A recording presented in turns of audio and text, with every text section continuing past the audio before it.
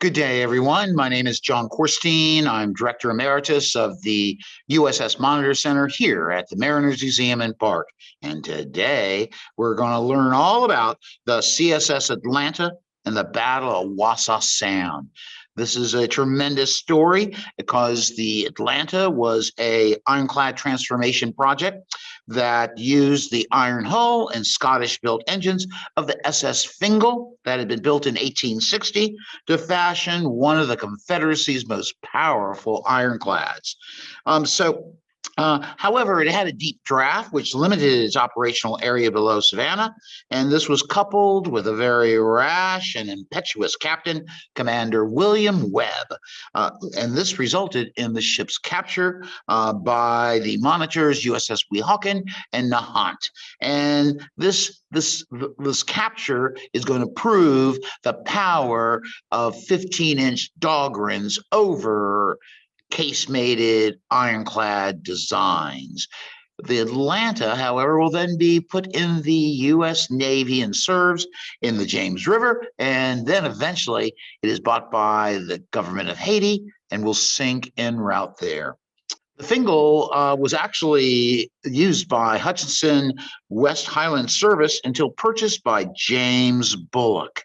And James Bullock is to the left here. His brother Irvine is to the right. Now, they're half brothers, but I will tell you, Irvine serves on the CSS Nashville, CSS Alabama, and CSS Shenandoah. So anyway, now James Bullock was one of the Confederate agents operating in Great Britain.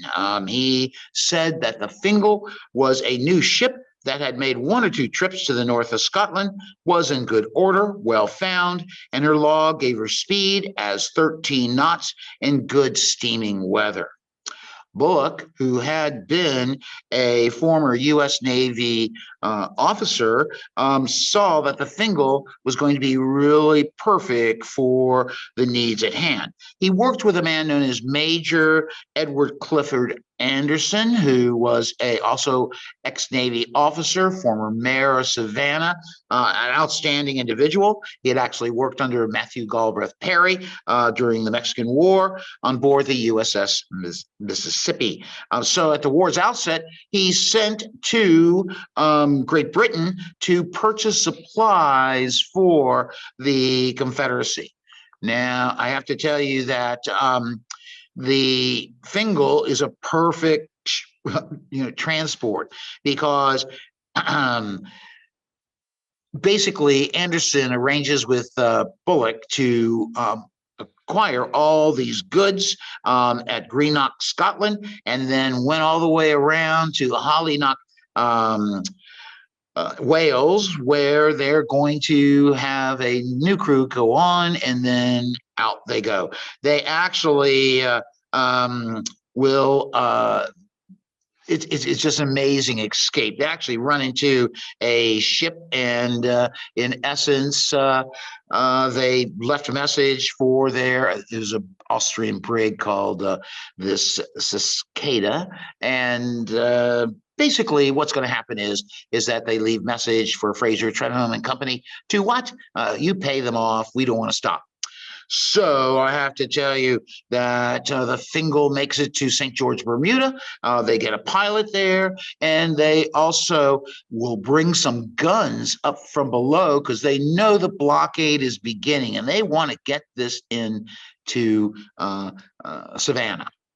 So when they reached Savannah, there was great joy because there was no blockaders at the entrance to the Savannah River, and they had great joy because they were able to bring to the Confederacy. This was the first inbound blockade runner, right? And with supplies just for the Confederate government. And the list included 10,000 Enfield rifled muskets, 1 million ball cartridges, 2 million percussion caps, 3,000 cavalry sabers, 1,000 short rifles and cutlass bayonets, 1,000 rounds of ammunition per rifle, 500 revolvers and ammunition, a couple of large rifle cannons, their gear, and a vast amount of medical supplies and coaling material. No ship, according to James Bullock, ever took into the Confederacy a cargo so entirely composed of military and naval supplies. He also said this was important because the Confederate Army defending Richmond was poorly equipped, and they were using anything they could find to serve in the field. So this was 10,000 muskets, arms an entire division, if you think about it. So Bullock then gets ready to go back to England. However, they can't escape from the blockade. He has a cargo of cotton, but you just can't get out. So instead, we're going to see that Stephen Russell Mallory, Secretary of the Navy of the Confederacy, former committee chairman of the Senate's Committee on the Conduct of Naval Affairs. So, oh my gosh, he is going to tell Bullock, you go back to England. We're going to transform the Atlanta into an ironclad. And he selects his friends, the Tiff brothers, Nelson and Asa Tiff, to convert the Fingal into an ironclad that they call the Atlanta. Despite the Tiffs not completing the CSS Mississippi in time to defend New Orleans, Mallory had total trust in these brothers. And so he gave them total control over the project. And actually, this is kind of disconcerting to the man in command of the Savannah Squadron, the last commander of the CSS Virginia, a noted flag officer who declared blood is thicker than water during the Opium Wars when he went to rescue British and French ships. Oh my goodness. You know, this guy is 6'1". He first fought at the Battle of Craney Island in June of 1813.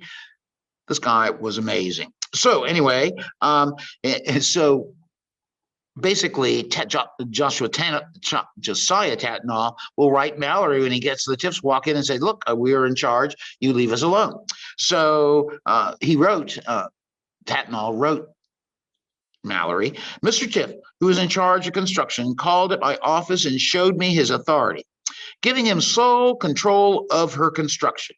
And in reply to a question, he stated that it was intended that the commandant of the station would have nothing to do with her. I, of course, abstain from interfering in any shape whatsoever. Probably clears Tatnall from some of the failures in design and so forth. Well, work begins on the Atlanta in earnest on February of 1860. And it was going to be ready for its trials by July 1862. February 62, ready July 62. Now, basically what they did is, there's James Bullock. What they did is they cut the Fingal down to her main deck and built a platform 3 feet in thickness, installed 7 feet above the waterline. Sponsons were installed, and you can see this is actually the ship in the Washington Navy Yard. But they had to build sponsons, and I'll show you a picture of it in just a moment, built out from the side of the vessel to enable them to have the slope 30-degree angle to deflect shot.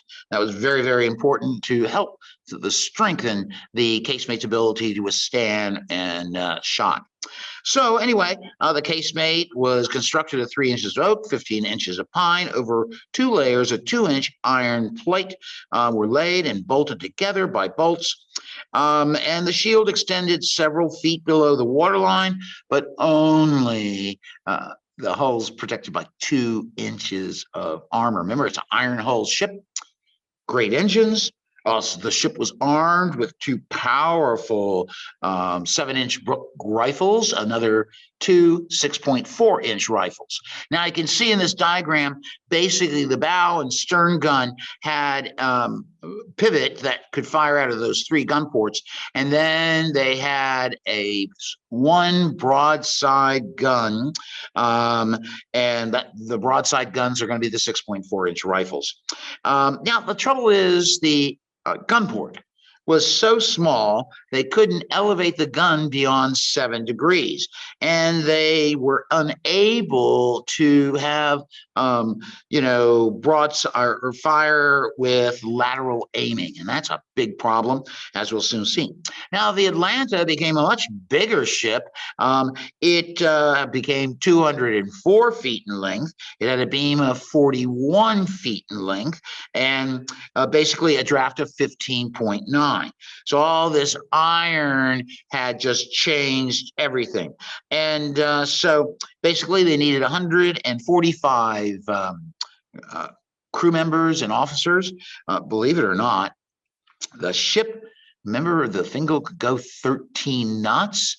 The Atlanta could only go 7 knots. So that just shows how this ship was constructed and the problems in its construction. While the Atlanta looked like most other Confederate casemated ironclads, there were some critical differences. That iron hull is improved. The Scottish-built engines are an improvement. So the Atlanta is going to rate as the ship with the greatest power plant of any Confederate ironclad that would be built. Now, there were some problems, though. This is an ersatz vessel built like the Virginia conversion from the Merrimack. It's ersatz. In other words, they're taking materials at hand and making improvisation as best they can.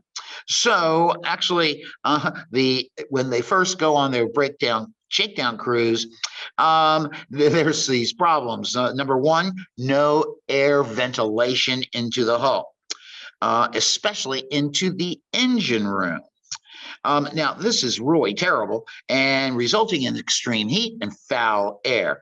The Atlanta leaked very badly. According to Midshipman Dabney Scales, it was almost intolerable on board the Atlanta, there being no method of ventilation, and the heat was intense.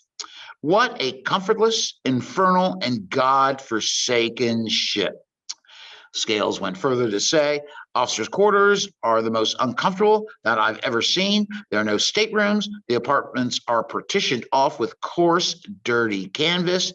The only thing on board that we can call our own is a pair of hammock hooks and our mess table. Well, Lieutenant Charles Henry Blair will take the ship out for its shakedown cruise, and they find out that, yes, they only make 7 knots an hour. It's difficult to steer. It leaks so badly that the ship had to go back and be totally repaired. In fact, the hull leaked so badly, one person said it was like a tropical forest. The high humidity and heat, you just couldn't withstand it. They had to take rounds being in the engine room. So anyway, the Atlanta is going to be commissioned on 22 November 1862 and was named flagship of Flag Officer Josiah Tatnall's Savannah Squadron. Now, Tatnall himself, a son of a governor of Georgia, and his father was later U.S. Senator from Savannah, and I told you about his heroism during the Battle of Coney Island, the Battle of Bladensburg, and of course, his boldness in the Second Opium War. You know, this coined phrase, blood is thicker than water, is his justification for being involved, violating American neutrality to support the French and British ships. So anyway, he is a dynamic officer. He had been in command of the Virginia in its last days and actually ordered her scuttled, which he went through a court of inquiry to show that there was no other avenue of recourse. Now, so Tatnall wants to put this Atlanta into work because one of the big things is that the Confederates know all about a new class of monitors that are being constructed known as the Passaic-class.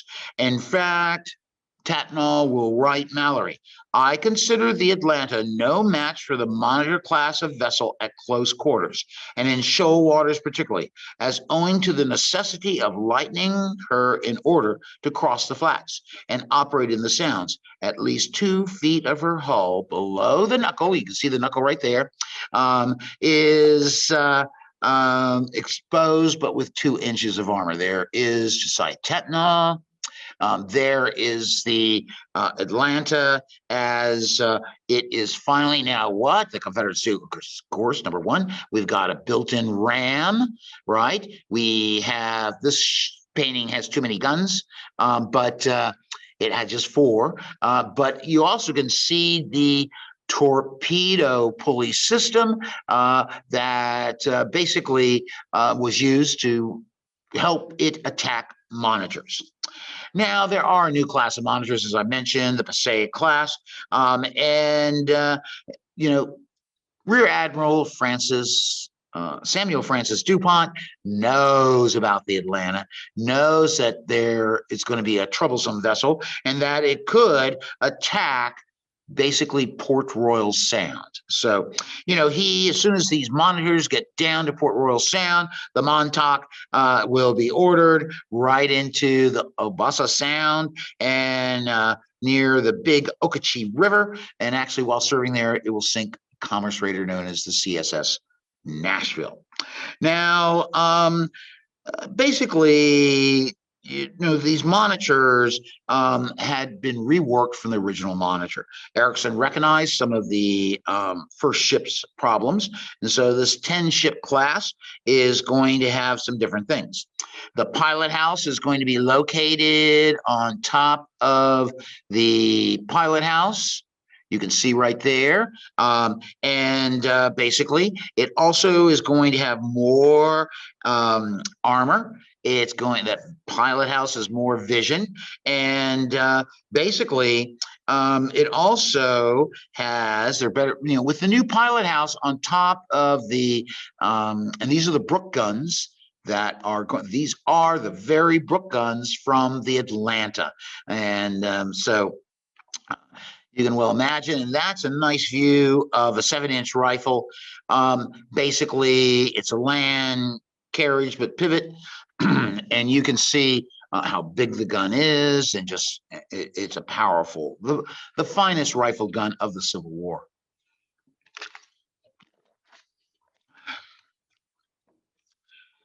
So, what's the big secret of the Passaic-class? Adds 15 more inches of freeboard, meaning they have a better chance at sea. But most importantly, Erickson insists on having 15-inch, that's the torpedo for the Atlanta. So you can see Wassaw Sound here and Savannah's location. So anyway, these Passaic-class had a 15-inch gun, and the 15-inch Dahlgren smoothbore shell gun has a power pack punch. Those 15-inch guns weighed 42,000 pounds. It fired a 440-pound solid shot, which it could fire at 2,100 yards. However, at close quarters, this gun is a death knell to monitors. Now, the Weehawken's a good example. That's going to be in our battle. Anywhere from 67 to 88 officers and men, has a 1-screw Erickson vibrating engine. It basically will have a speed of 7 knots. It's has stronger armor. The pilot house, which sits up there kind of like a good target, only has 8 inches of iron. So Tatnall decides, there's DuPont. Now, basically, this is incorrect. It does not have 6 guns. But what happens is that the Tatnall knows he's got to give a try, even though he's worried about a one-on-one occasion with the Union monitor. On 19 March 1862, he takes the ship down. And he'd already tried one time on 5 January 1863, because he wants to get over the obstructions and into Port Royal Sound before the monitors show up. The obstructions had not been removed properly. So basically, they go downriver again on 3 February 1863. However, the wind came in a storm, came in the wrong direction. So as Dabney Scales noted, so we were once again disappointed and fear that we will be unable to get out this springtime. Of course, we will be branded as cowards by the unthinking portion of the citizens of Savannah. Well, on March 19th, finally, Tatnall gets through the obstructions. He comes down to the mouth of the Wilmington River, which is right there at Wassaw Sound. And basically, he is ready to strike. Now, the problem is there's a picket boat off the CSS Georgia, which is a floating battery, iron case floating battery. And the Georgia is, basically the Confederates is now conscripting people. So the Georgia has a picket boat out that has 4 crew members and 1 midshipman. There are 2 Irishmen on board who were disgruntled because they had been conscripted and they did not like it. And so it was a little warmer night, and the midshipman takes off his jacket and he passes it back to have it put in the hole, and lo and behold, he says to the conscript, mind it, there is a revolver in the pocket. Well, Irish conscript takes it out. We don't know his name. They force the boat to go all the way to Fort Pulaski. There at Fort Pulaski, the conscripts spill the beans about the Atlanta's excursion. Oh my gosh, this is terrible because DuPont's going to send ironclads right away. And, so Tatnall has tried as best he can to get into Wassaw Sound. His concept of getting into Port Royal Sound was excellent because that was the main base for the South Atlantic blockading squadron. With that, they could not operate like they are doing blockading Savannah and Charleston.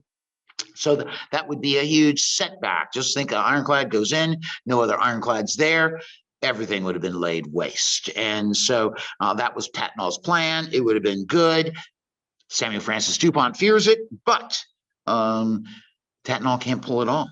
So he is going to be replaced by Captain Richard Lucian Page. And here's Page right here, first cousin to Robert E. Lee. In fact, some people saw it. He was Lee when they saw him walking around. And Page had been in the U.S. Navy since 1824. He was actually on the Brandywine when the Marquis de Lafayette was taken back to France. He served for 37 years in the Navy. When Virginia leaves the Union, of course, he resigns his commission, joins the Confederate Navy. He's ordnance officer at the Gosport Navy Yard. When the Gosport Navy Yard falls, he then is assigned to the Charlotte Navy Yard. Well, Charlotte's not near the ocean, but the Confederacy had to make this decision to move all of its really yard equipment into the hinterland out of the path of the Union Navy.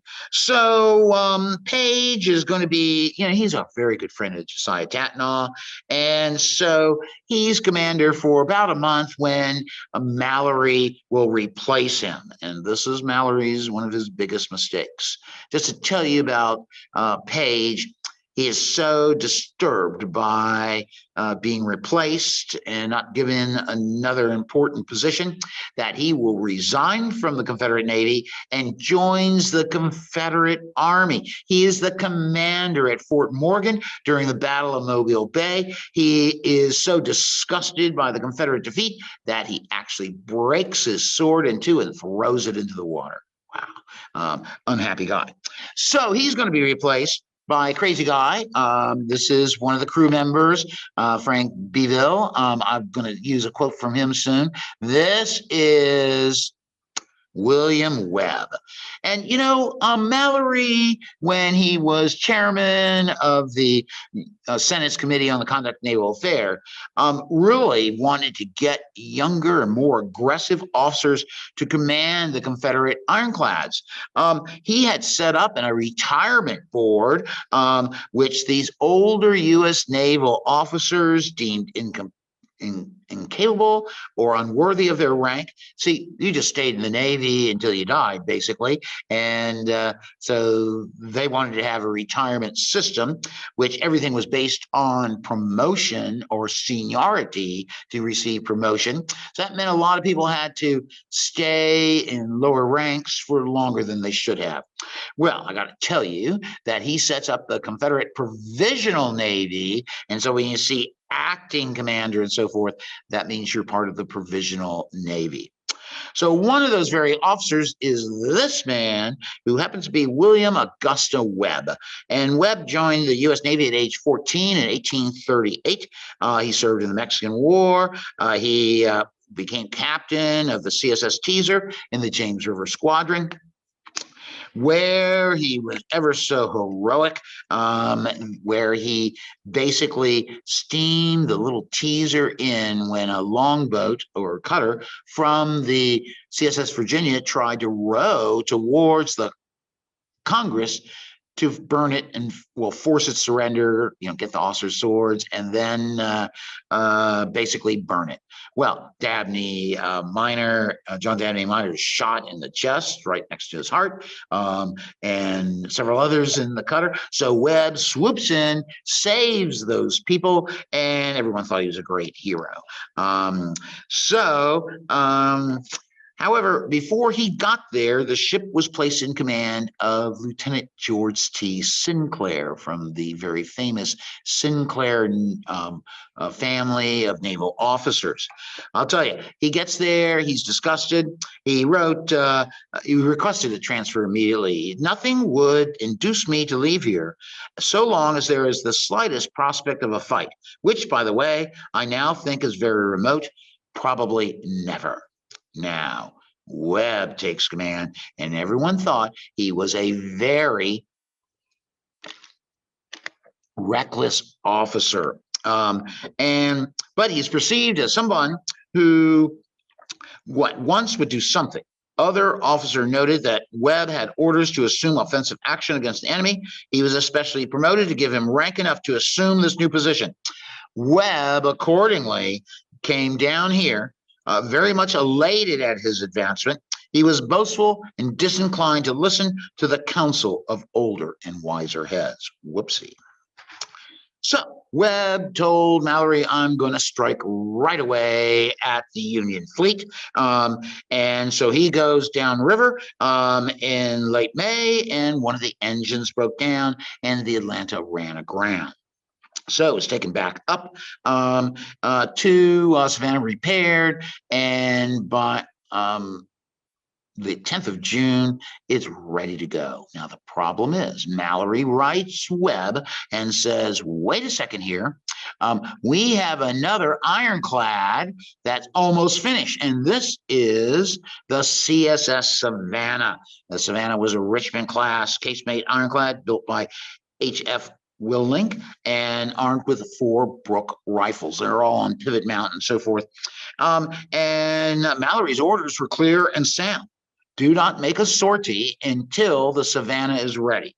I'll just let you know that the Savannah will be commissioned and ready to fight on 30 June 1863. Just remember that date. So nevertheless, Webb didn't care. He felt that, oh my gosh, this is what I'm going to do. I'm going to go down there, and now they know there are 2 ironclads waiting in Wassaw Sound for the Confederate ironclad to come. Well, so Webb doesn't care. Webb says, what I'm going to do is I'm going to sink one with my spar torpedo, and then I'm going to turn on the other one and beat her with my guns.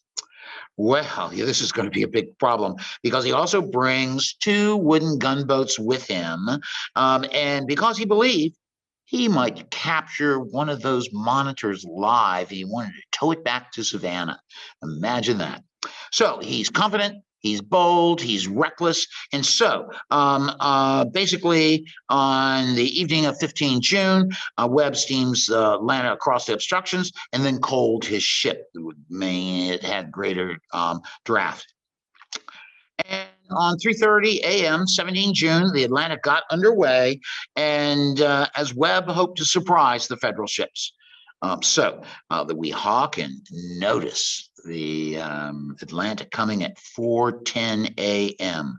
The rebel ram approached the Union ships at full speed to within 1.5 miles and fired its first shot at the Weehawken, which went over the Weehawken and struck near the Nahant. Suddenly, the Atlanta stopped. The chief draft ironclad, had run aground. As Webb reported, I immediately informed the pilots of the fact and ordered the engines to be backed. It was a fully 15 minutes before she was in motion, though the tide was rising fast. As soon as the ship was well afloat, I ordered the engines to go ahead, with the hope of turning her moored to the channel. But she could not obey her helm, and the fact of the flood tide being on her starboard bow and her bottom so near the ground, she was constantly forced upon the bank again and again.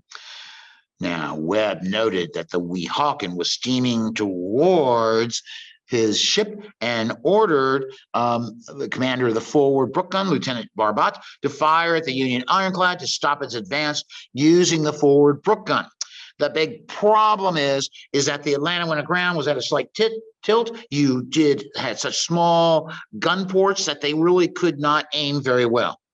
Now, Rogers knew that it was aground, and so he moves his ship to within 200 to 300 yards of Atlanta. Now, he fired both of his guns simultaneously. The 11-inch shot passed over the Confederate ironclad. However, the 15-inch shot slammed into the Atlanta's casemate just above the port shutter.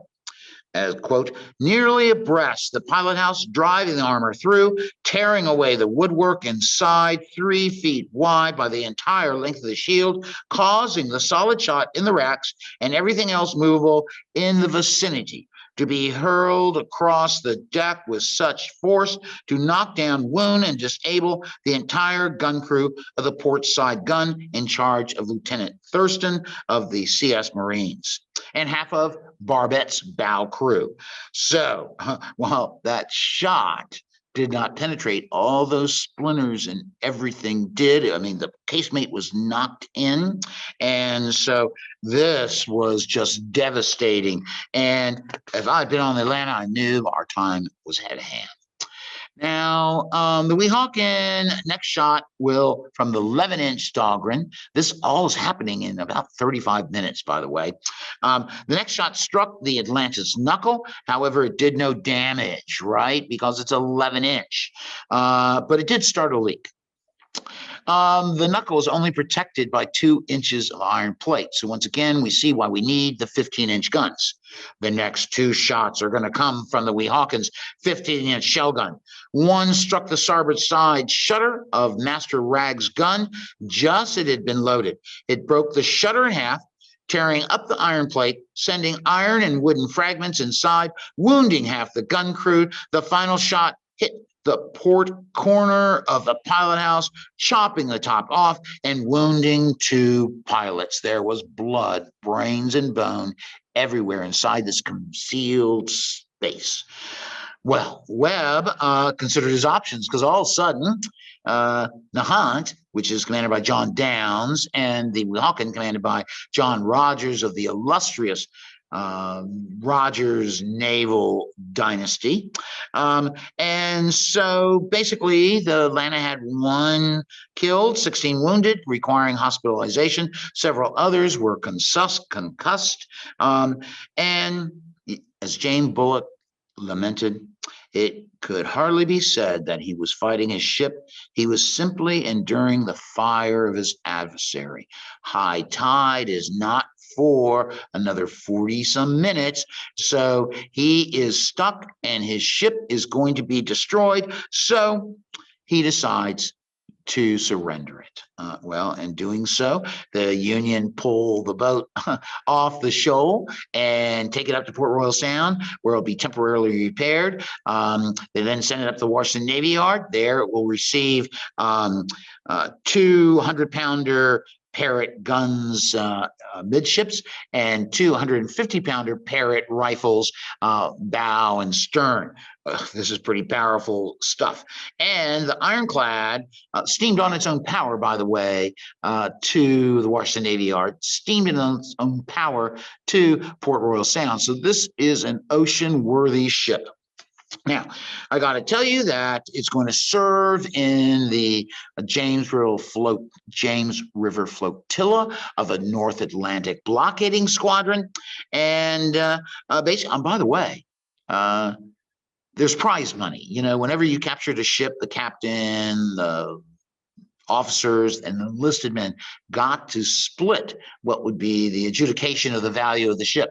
The Atlanta was considered to be basically, and there you can see, that's a perfect picture. That's the Nahant. You can see the pilot house.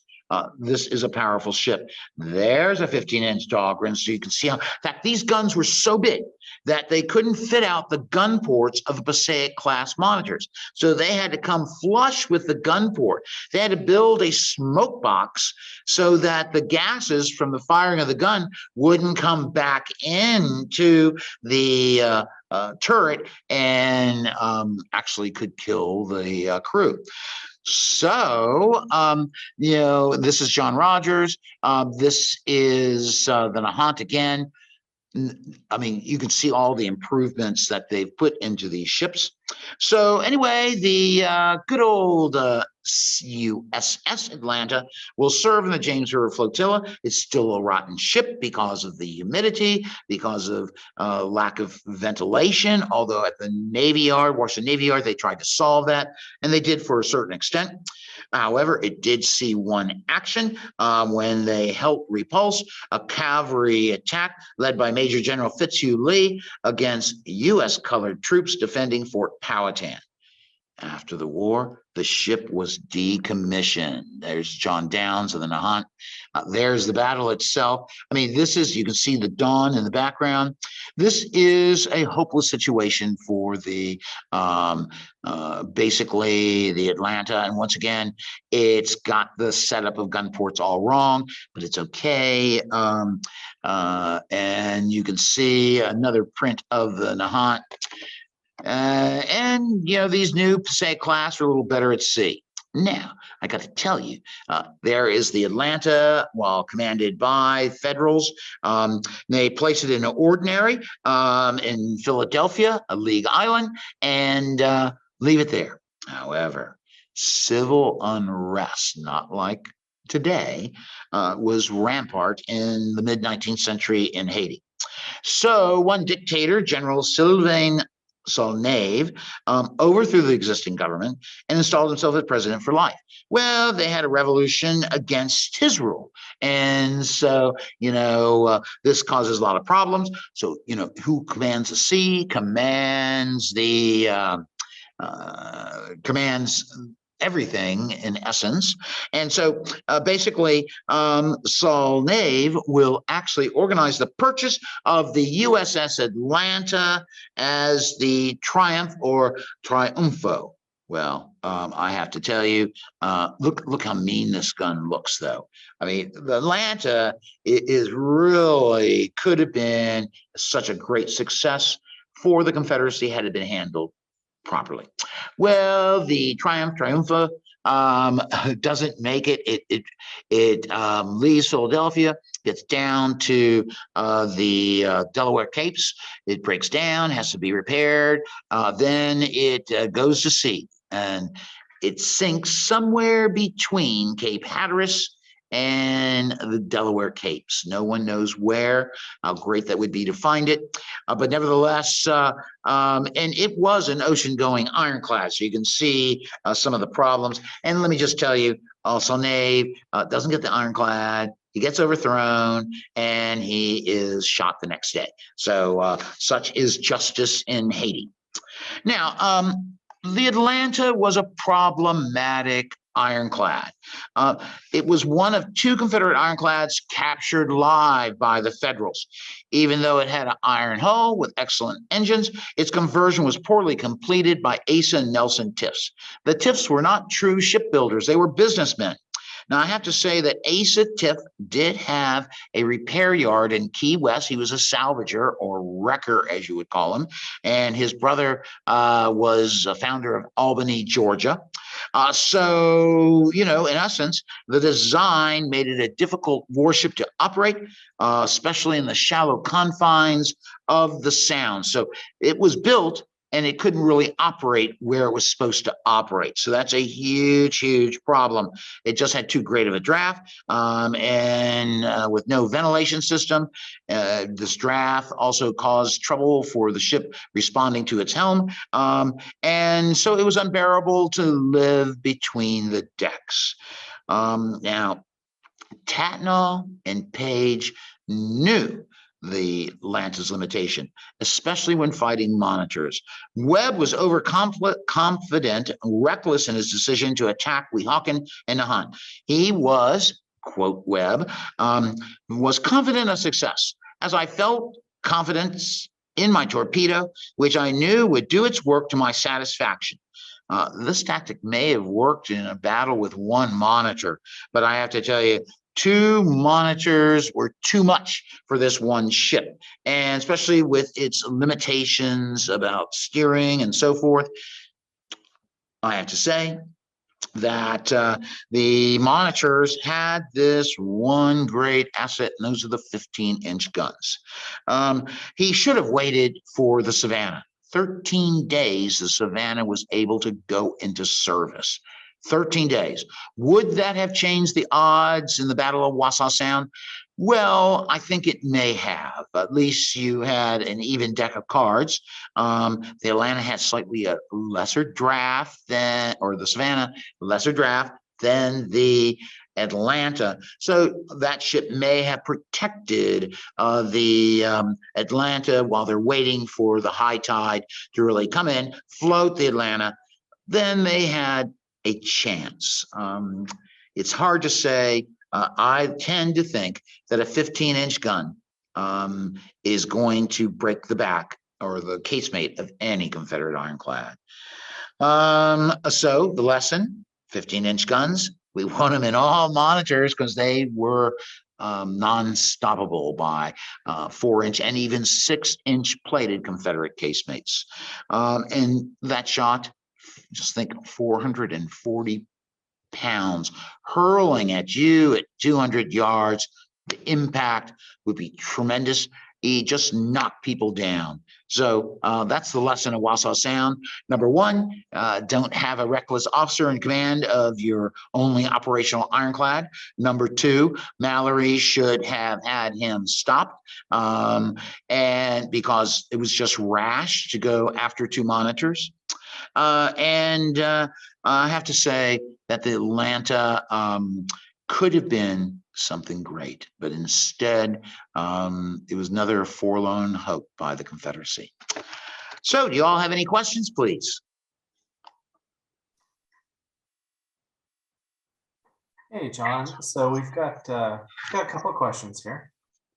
So first of all, how long did the battle take?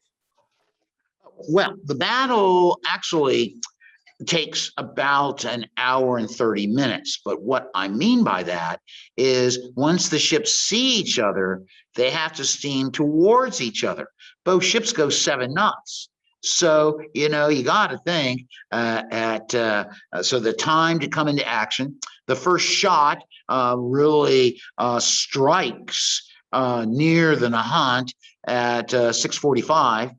By just before 7, the Weehawken is there, and the Weehawken fires about 35 minutes. Only fires 5 shots. Those 5 shots were enough to make the Atlanta surrender. So it was actually a lot of drama coming up. And then, of course, it was like Webb couldn't defend his ship, and so he was just a sitting duck. And just think they fired 3 15-inch shells. So to load that gun is about 10 minutes or so. So you just 3 shots from that takes 30 minutes. So go figure how impactful that is. Definitely. So why didn't Webb wait for the CSS Savannah?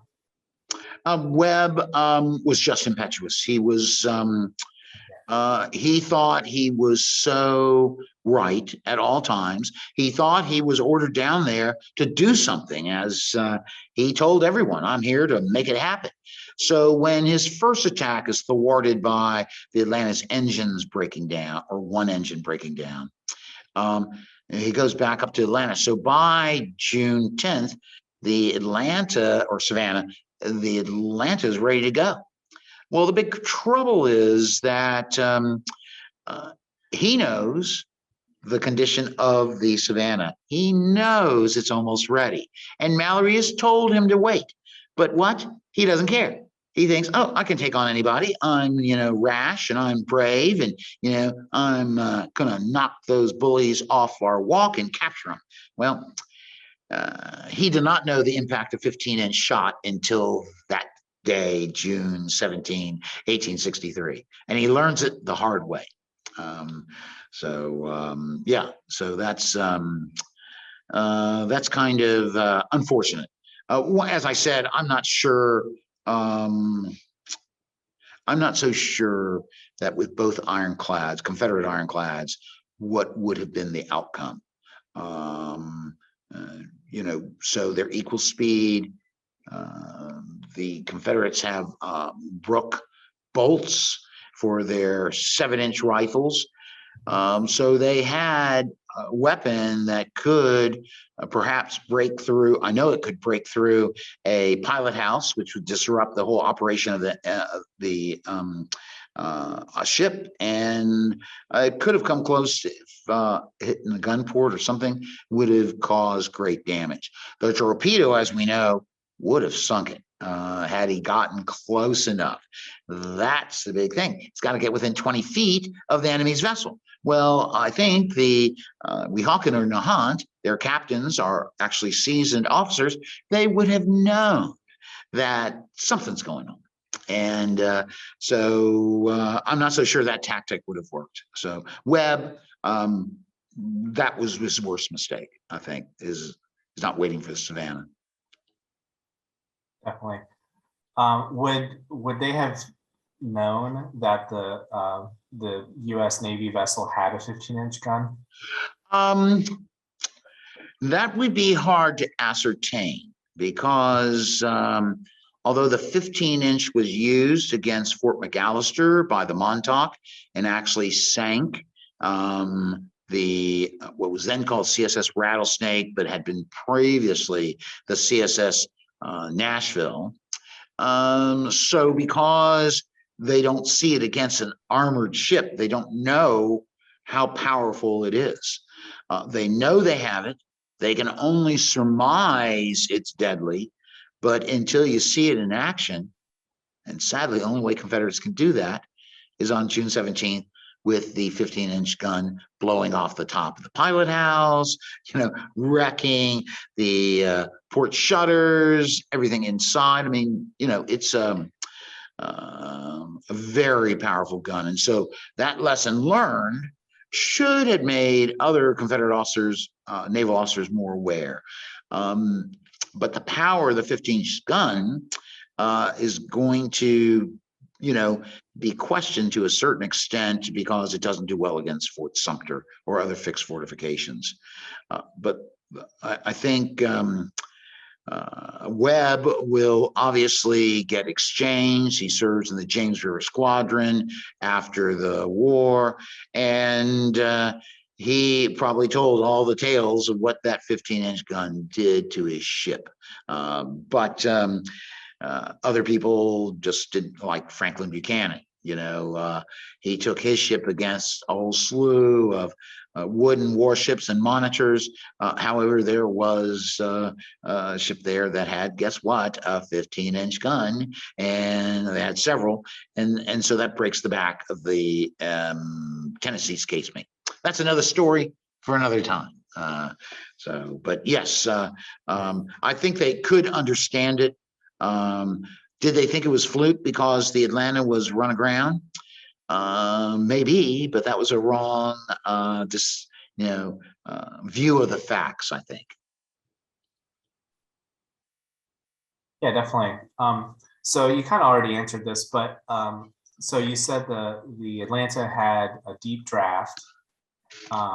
So does that mean it was one of the rare, like actually seaworthy ironclads that was It available? was seaworthy, we know, because it went from Wassaw Sound to Port Royal Sound under its own power, not towed, like the Monitor and the Nahant and the Weehawken had to be, right? And it made it all the way up to Washington Navy Yard. So yes, it was ocean going. It was intended to leave Savannah and go up the coast, up and down the coast. And could she have done that? Yes. Was it sank in a storm? Yes, but we don't know exactly. All hands were lost, so we don't know how bad that storm was. And remember, she had a tendency to leak. If you can't stop the water from coming in and your pumps can't pump enough, then you're in big trouble. And so who knows what happened to the ex-Atlanta. But yes, it was ocean going. Believe it or not, the Confederacy at first wanted ocean-going ironclads. The Mississippi, the Louisiana down New Orleans. Actually, I'm doing a program, I think, later this month about the CSS Arkansas, and it was designed to go to sea, believe it or not, actually at vertical sides, because they wanted it to go from Memphis all the way down to New Orleans, out the Delta to Mobile Bay, and sweeping the federal forces away from itself. That didn't happen, and which you'll learn soon. I think it's the 23rd of June is my program about the Arkansas. Sounds good. And then just kind of a follow up to that. So you had mentioned that the Atlanta sank with all hands somewhere in the Atlantic. Has anybody tried to look for it that you're aware of? Not to my knowledge. The Atlanta probably is not as famous as the Monitor or the Hunley. They did do some salvage work on the Tecumseh, but is right there at the entrance to Mobile Bay. But I don't think anyone has looked for it, to my knowledge. If they have, there's a good chance that it's in somewhat shallow water. And if that's the case, they could at least go down on it. I would reckon, considering the condition of the Monitor, that there may be something left of her, because, but you just never know. If she's in real deep water, you can forget it, but yeah, that would, gosh, I kind of like ironclads. I didn't think you knew that, Tim, but so yeah, and to have another ironclad is to be great, because this case, unlike the Jackson down in Columbus, Georgia, the Noose in Kinston, North Carolina, you just have the hull. This has its casemate still there. The Georgia still had part of its casemate. So that makes it a unique ship as we try to reconstruct what these vessels were actually like during the war, which gives us a better understanding of thinking, just think of standing behind the shield of the Georgia whenever it goes on display, which it will be, and recognizing that, wow, a 15-inch gun could go through that, and where would I be, splattered against the other wall. So yeah, it's I cannot emphasize. I'm going to do a program, I think maybe next year, about the guns of the Monitor, and maybe just about John Dahlgren. I'm not sure yet, because that's next year, and I'm trying to get through this year with all these programs, but it's really a great joy for me to be here with everyone. So, any other questions, Jim? No, I think that's it for today. Huzzah. Well, I want to thank you very much for attending today. You know, the big motto is sink before surrender. Well, Webb had no choice but to surrender. Otherwise, his ship, its crew would have been devastated. And he actually says, I surrendered to save from a great efflusion of blood. And after witnessing those 3 15-inch solid shot strike the Atlanta, you would recognize that you were doomed. And so anyway, but thank you all for being here today. I'll have another story soon about the, I think it's June 23rd, about the CSS Atlanta. I have some other really nice programs coming up in August, including one about the sinking of the CSS Alabama, Alabama roll. And then I have the opportunity to actually do an anniversary program about Nat Turner's Rebellion, which is really a tremendous story. So I thank you all for being with us today. If you have any questions or comments, you can always contact me. There's my email address, and I appreciate you all being here today. If you'd like to get some of my books, you can order them through the shop at themarinersmuseum.org. I could even sign it for you. And so I know, big bonus. So anyway, thank you. Yep, and don't forget to like and subscribe to our YouTube channel and share it with your friends. And have a great day, and we'll catch you next time. Thank you, Tim, and thank you, everyone.